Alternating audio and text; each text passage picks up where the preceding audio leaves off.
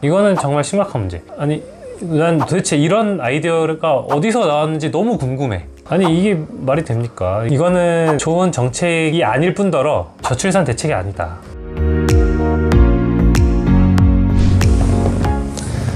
안녕하세요. 산수영재TV의 미니아빠 슈니아빠입니다. 오늘은 지난 시간에 이어서 이제 이번 정부가 3월 달에 시행한 저출산 긴급 회의, 거기서 어떤 대책을 내놨는지 한번 살펴보는 시간으로 찾아왔습니다. 아주 이름이 거창하고 좋은 말씀들을 많이 해놓으셨어요. 근데 이게 네. 대책 아니에요. 아, 맞아. 어떻게 해볼까? 약간 그런 하면 어떨까? 네, 계획들. 그래서 좀 반쪽짜리긴 한데 네. 사실 뭐 이게 계획대로 된다고 하더라도 출산율이 정말 잘 오를까? 의문이죠. 네. 네. 큰 기대는 되지 네. 않습니다. 저희가 왜 이렇게 말씀드리는지 이제부터 하나하나 파헤쳐보면서 말씀을 드려보도록 하겠습니다. 네. 이번에 저출산 고령사회위원회 회의를 할 때 대통령을 포함해서 각 부처의 장관님들이 오셔서 한 대책 회의란 말이에요. 다른 전문가들도 많이 오시고. 근데 왜 이렇게 했을까요? 아니, 제 생각에는 대통령이 그 자리에 가면 안 될 것 같아. 할 얘기를 다 못 할 것 같아. 왜냐면 어쩔 수 없이 정치인이잖아요. 정당 기조에 맞지 않는 얘기를 할 수가 없다 보니까. 그리고 이 장관에 대한 임명권 대통령이 갖고 있잖아요. 잘못 보이면 안 돼. 그리고 전문위원들 보면 중립적으로 오래 갈 수 있는 위원회의 전문가들이 구성되어야 되는데, 여기 위원들을 보면 정권 바뀔 때 인수위원회에 몸담았던 분들이 있어요. 그걸 보면 이번 정부뿐만이 아니라 정권이 바뀌면 계속 이 기조가 바뀔 거란 말이죠. 그렇죠. 근데 이 저출산 대책이라는 게 장기적으로 가야 되는데 이게 뭐 5년마다 바뀌는 기조로 간다면 정말 제대로 뭔가 해결이 될까 이런 생각이 드는데, 네. 그래서 구체적으로는 어떤 면이 좀 답답한지, 어떤 건 좀 의미가 있을지도 모르겠는지, 네. 뭐 그런 것들은 이제 하나하나 좀 보겠습니다. 네. 이번에 이제 대책으로 나온 게 5가지로 이제 압축을 해가지고 5대 정책이라고 이제 내놓은 게 있습니다. 그래서 이제 제목만 보게 되면은 첫 번째로는 촘촘하고 질 높은 돌봄과 교육. 결국에는 사교육비 얘기를 하는 거겠죠? 네, 그리고 일을 하시면서도 아이를 맡길 수 있는 곳, 네. 그리고 두 번째는 일하는 부모에게 아이와의 시간을, 육아휴직이나 아니면은 뭐 탄력적인 네. 근무 시간, 이런 거를 좀 보장을 해주겠다, 뭐 이런 내용일 것 같고. 그 다음에 가족 친화적인 주거 서비스. 결국엔 집값 얘기고. 네. 그 다음에 양육비용 부담 경감. 돈 주겠다는 얘기고, 네. 그 다음에 건강한 아이, 행복한 부모. 이것도 병원비 주겠다. 네, 그 네. 얘기입니다. 결국에는 사교육비, 워라밸, 집값, 얘기 나면 돈 주겠다. 계속 해오던 거 아닌가요? 큰 틀은 바뀐 게 없어서 네. 네. 첫 번째 거부터 볼게요. 네. 일단 촘촘하고 질 높은 돌봄과 교육. 특히 초등학교 애들이 오전 수업하고 끝나니까 맞벌이 부부가 저희가 절반이 넘는다고 말씀드렸잖아요. 근데 이제 학교 끝나고 아이들이 갈 데가 없으니까 주로 태권도 학원이나 학원들을 많이 가는데, 그걸 학교에서 커버해주겠다. 왜냐면 그게 다 사교육비니까. 그래서 이게 늘봄 교육이라고 해가지고 네. 등교 시간 좀 빨리 오고 뒤에도 좀 봐주고. 그래서 현실적으로 이게 가능할지도 고민이 많이 될 것 같아요. 선생님들이 일단 학교에 있어야 되니까. 그리고 사실 저희 부모님이 초등학교 선생님이었거든요. 이제 퇴직을 하셨는데, 저희 세대 때 이런 게 있었다 그러면 저희는 저희 부모님하고 지낼 수 있는 게 아니라 저희 부모님은 다른 아이들 돌보러 가셔야 되고, 그렇죠. 저희는 저희 선생님 만나러 가야 되고, 맞아요. 하루 종일. 네. 그럼 이게 정말 행복한 삶일까? 뭐 이런 것도 조금 문제가 있는 것 같아요. 맞아요. 그렇겠네. 초등학교 선생님 그럼 자기 애인은 어떻게? 그러니까 우리 똑같잖아요. 난 수학과 의사인데 저희 애가 아프면 저는 저희 애 아픈 걸 못 봐요. 다른 병원 보내야 그렇지. 돼. 보내야지. 저는 다른 애들 치료해야 되니까. 그렇지. 약간 그런 느낌인데, 궁극적으로 정말 우리 아이를 우리 가족이 행복하게 키울 수 있는 환경을 마련해 주는 거냐, 낳으면 정말 행복하냐, 어떻게 행복하게 만들어줄 수 있느냐 라는 대책은 아닌 것 같습니다. 네. 그리고 이제 뭐 유보 통합 이런 얘기는 오래된 떡밥이죠. 2025년에 한다고 이제 얘기를 해가지고 뭐 이번에는 진짜 할 것 같다는 얘기는 하는데 과연 그 장벽을 넘을 수가 있을지 그것도 참 의문이 들고. 그리고 유보 통합이 된다 하더라도 유보 통합이 되면 아기를 낳을까요? 사실 저희 슈니는 어린이집 보내는데 유치원에 보내지 않는다고 불만이 있는 건 아니거든요. 그러니까 이게 왜 저출산 대책이지? 아무것도 모르시는 분들은 그런 거보다 할 수 있을지도 모르겠어요. 근데 실제로 아기를 키워본 사람들은 이걸 보면은 전혀 도움이 안 됩니다. 이것 때문에 아기를 낳을 것 같지 않아. 차라리 유보통합보다는 어린이집이 더 많았으면 좋겠어. 맞아. 집 가까운 데 많고 시간도 좀 탄력적으로 쓸 수가 있고. 교육 프로그램도 조금 더 교육비 많이 나와서 어린이집에서 많이 운영할 수 있게 그렇게 해주면 좋을 것 같은데 좀 뜬구름 잡는 얘기고. 네. 그러니까 이게 결국에는 아기를 이미 낳으신 분들이나 아니면은 아기를 낳으려고 마음을 먹었는데 현실적인 어려움 때문에 고민을 하시는 분들한테는 그 도움이 되는 정책일 수도 있는데 정말 아기 낳을 마음이 없는 사람들 있잖아요. 사실 그분들의 마음을 돌려야 돼요. 그분들의 마음을 돌리는 데는 이런 정책이 아무 효과가 없을 것 같다. 그게 저희 생각입니다. 그리고 두 번째로 얘기한 게 일하는 부모에게 아이와 함께할 시간을 더 많이 주겠다라는 대책인데, 이건 맞벌이 가구가 30대 절반이 넘다 보니까 이런 이야기를 하는 것 같아요. 이번에 새로 아마 나온 것 같은 건데 중소기업을 좀 더 감시를 강화하고 지원을 많이 해주겠다. 이게 추가가 된 것 같은데, 감시하고 지원을 한다고 중소기업에서 육아휴직을 쓸 수 있을까요? 그러니까 이게 인력이 적을수록 그런 게 운영되기 어렵고, 사실 아직도 노동법에 사각지대에 놓여있는 중소기업도 많고, 뭐 여러 가지 법들이 생겨서 노동자 보호해야 된다고 하지만 사건 사고 같은 것도 또 뉴스에 많이 나오잖아요. 그런데 우리나라 전체 취업자 중에 90%가 지금 중소기업에 취업해 계신단 말이에요. 그러면은 아무리 좋은 정책을 내서 대기업들이 잘 하더라도 전체 취업자들의 10%밖에 그 혜택을 못 보는 맞아요. 거고, 지금까지도 중소기업에 대한 관리 감시가 잘 안 됐는데 이제 와서 뭘 어떻게 더 잘 할 거냐, 이거는 의구심이 들지만 지켜보긴 해야겠죠. 필요한 부분이기는 하긴 하니까요. 네. 그리고 그 아기 낳고 키우기 좋다는 공무원도 육아휴직을 쓰는 게 굉장히 고민이 된다 하더라고요. 왜냐면 이제 가장 두려운 게 육아휴직을 갔다가 오면 복직할 때 가장 힘든 부서로 배치를 한대요. 약간 좌천되는 네. 거죠. 이게 암암리에 이런 일이 이루어지고 있다. 심지어 공무원도, 그리고 대기업도 마찬가지고. 저도 얼마 전까지 공무원이었잖아요. 근데 육아 관련된 지원 같은 걸 받을 수 있는 게 있단 말이에요. 육아 시간을 쓴다든지. 사실 근데 그런 것도 무조건 다 해주는 게 아니라 기관장이 허락해줘야 된다. 근데 기관장이 허락을 안 해주면 못 쓰는 거고, 그래서 저도 실제로 못 쓴 게 많죠. 공무원이었는데도 불구하고 정말 이런 예외 조항들을 계속 붙여가면서 못 써도 되게 만들면 누가 허락을 해주겠어요. 그리고 요거랑 상반되는 내용이 한창 이슈가 됐던 69시간. 지금 뭐 재검토 중이라고는 하지만 그것도 이제 좀 이슈가 많이 됐죠. 차라리 그렇게 하기보다는 육아에 지금 참여를 하고 있는 직장인 같은 경우에는 출퇴근 시간을 좀 더 탄력적으로 본인이 선택할 수 있게 해주는 지원을 좀 더 해주고 그런 분위기를 더 만들어가야 되지 않나. 근데 이게 되려면 굉장히 많은 사장님들과 대표님들 그리고 직장 상사분들의 마인드가 바뀌어야 되는데, 이걸 어떻게 바꿀 건지에 대한 고민도 필요하다고 생각해요. 이거는 전 국가적인 프로젝트로 이런 마인드 세팅을 바꿔야 되는 문제인데, 그런 건 없고, 너네 애기 낳는다고 늦게 와? 마음대로 일도 조금 해? 이런 생각을 갖고 있는 사람들이 어떤 정책을 하라고 오면 반발심이 생길 거 아니에요. 그렇기 때문에 어떻게 하면 이런 윗사람들의 그 생각을 바꿀 수 있을까, 이런 것들도 고민이 필요하지 않을까 생각이 됩니다. 그리고 이제 자영업자분들에 대한 대책은 사실상 없습니다. 네, 자영업자 비율이 생각보다 높아요. 높죠. 25%예요. 네. 4분의 1이 자영업자분들인데 이분들은 받을 수 있는 혜택이 없거든요. 네. 그러면 이분들 어떻게 얘기를 하나요? 그 생업이니까 그만둘 수도 없고, 다큐나 아니면 유튜브에 나온 거 보면 아기 없고 요리하시고 그런 분들 나오잖아요. 이런 대책들도 조금 필요하지 않나 생각이 듭니다. 그리고 이제 그 다음은 집값 얘기. 이건 별로 할 얘기가 없습니다. 왜냐면 바뀐 게 별로 없기 때문에. 그냥 뭐 공공 분양 많이 해주겠다, 뭐 대출 완화해주겠다, 뭐 이런 얘기인데, 그래도 청약 넣을 때 다자녀 기준을 3명에서 2명으로 낮춘 거는 그나마 나은 얘기 같은데, 사실 그렇다고 해서 사람들이 그러면 2명을 낳을 거냐? 그건 또 아닌 것 같고요. 이미 아이를 낳은 사람을 위한 정책이다, 이건 또. 그렇다면 진짜 해결하고 싶으면은 그냥 아기를 낳을 계획이 있다 라고만 해도 사실 해줘야 돼요. 그래야 아기를 낳을 마음이 생기지. 그리고 아기를 못 낳았다, 안 낳았다, 허위였다, 그럼 책임지게. 뭐 그런 제도를 방어를 할 수 있는 보호 정책을 좀 해놓든가. 근데 또 이게 또 아이를 갖고 싶어도 못 생기는 분들이 생길 수도 있으니까 뭐 여러 가지 또 고려해야 될 사항이 있겠지만, 어쨌든 다자녀에 대한 기준을 완화한 거 자체가 대단히 큰 인심을 쓴 것 같지만, 이미 아이 둘 낳은 사람들을 위한 거다. 아직 안 낳은 사람에게는 마음을 돌리지 못한다. 그래도 제가 또 의미 있다고 생각한 거는, 아기가 있는 집에 대한 혜택을 줄 때 결혼 유무와 상관없이 한대요. 그거는 괜찮네. 네, 근데 반대로 생각하면, 그럼 지금까지는 결혼하고 애가 있어야 이런 지원을 해줬냐. 이제라도 이건 바뀐 건 조금 그나마 다행인 것 같습니다. 네.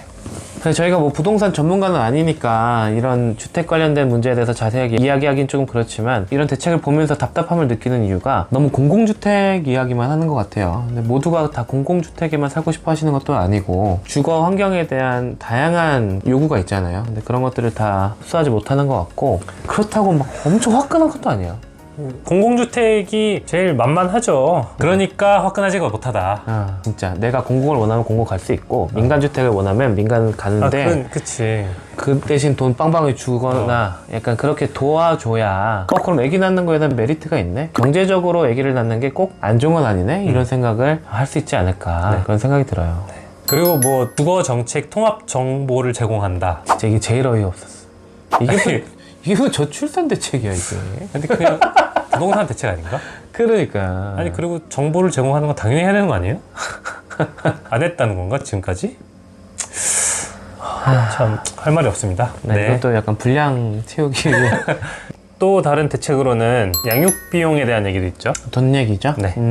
애기 나면 돈 주겠다. 지금까지 확정된 얘기랑 지금 해오던 걸 조금 더 잘해보겠다라는 네. 내용인 것 같은데 일단은 부모급여 저희가 지난번 영상에서도 다뤘지만 이거는 확정된 거니까 네. 뭐 24년도에 아기를 낳으면 만 1살 때까지는 한 달에 100만 원 만 1살에서 2살까지는 50만 원 준다는 건데 너무 짧아요. 짧아요. 저는 이번에 솔직히 좀 연장시키겠다 네. 이런 기대가 많았잖아요. 뭐 만 18세까지 줄 거냐. 근데 이번 대책 나오는 거에서 그런 얘기 없어서 되게 실망을 좀 했고 저는 약간 이거를 좀 기대했거든요. 비용을 올리는 것보다는 기간을 늘리는 게 훨씬 더 좋을 것 같다. 그리고 중간에 물가 상승률이나 이런 걸 반영을 해서 다른 거 올라갈 때 같은 비율을 올리겠다. 뭐 이런 식으로 하면 될 것 같은데 그런 게 없어서 사실 이 카테고리는 읽어보지도 않았습니다. 그래도 간략하게 보면 네. 자녀 장려금이라고 이제 세액 혜택 주는 게 있는데 이게 사실 소득 수준 네, 소득 충족을 기준도 해야 돼요. 있고. 네, 네. 거기 기준을 충족을 해야 되는 거고. 사실 세액 혜택이라는 게 네. 해줘봤자 얼마나 해줄 거냐. 네. 요즘 이제 헝가리 저출산 대책 얘기가 많이 나거든요. 헝가리에서는 2명 이상 낳으면 소득세를 평생 면제해준대요. 진짜 화끈한 거지. 아 진짜 이렇게 해야 된다니까? 지금 내 반응이 나와야 돼. 이렇게. 진짜 그 정도면은 애기 낳는 게 훨씬 이득인데 약간 이런 생각이 나와야 되는데 예를 들어서 한 달에 30만 원씩 내던 세금 29만 원으로 줄여주겠습니다. 근데 나중에 혹시 돈을 더 많이 벌게 되면 그때 세금 내야 돼. 네. 이게 무슨 효과가 있냐고. 사실 별 기대가 안 되는 부분이고 그리고 또 하나는 주로 직장인들을 위한 대책들이 많죠. 기업에 대한 지원금을 강화해가지고 결국에는 혜택이 가게 해주겠다. 이건데 그럼 자영업자는? 25% 자영업자분들은 받을 수 있는 게 없어요. 자영업자분들한테는 사실상 이 부모급여밖에는 그리고 찔끔의 세제 혜택밖에 없는 건데 이게 정말 화끈하지 않으면 마음을 돌릴 수 없는 거죠. 그쵸. 안 낳는 거지 뭐. 저희가 왜 답답해하시는지 좀 아시겠죠? 그 다음에 하이라이트가 나옵니다. 네, 이제 저희 전문 분야인데 네. 주소를 잘못 찾은 것 같아요. 이걸 누가 이 아이디어를 제공했을까요? 나 그분이랑 한번 얘기를 해보고 싶어요. 왜냐하면 이 내용이 뭐냐면 이제 건강한 아이, 행복한 부모. 참 좋은 얘기야. 하지만 그 안에 들어가서 보면 첫 번째로 나온 게 이제 난임 지원 얘기가 나오죠. 당연히 해야죠. 네. 이거 당연히 해야 되는 건데 네. 저희가 하면 안 된다는 게 아니라 당연히 해야 되는 건데 카테고리를 잘못 찾았다. 왜냐하면 이거는 저출산 대책이라고 보기가 너무 어려운 얘기입니다. 난임 클리닉에 방문하시는 분들은 아기를 낳으려고 계획을 하신 분들이에요. 이미 결혼을 했고 아기를 낳고 싶어. 근데 안 생겨. 그래서 난임 클리닉 가는 거잖아요. 아니 우리가 지금 집중해야 되는 게 그분들이 아니라니까.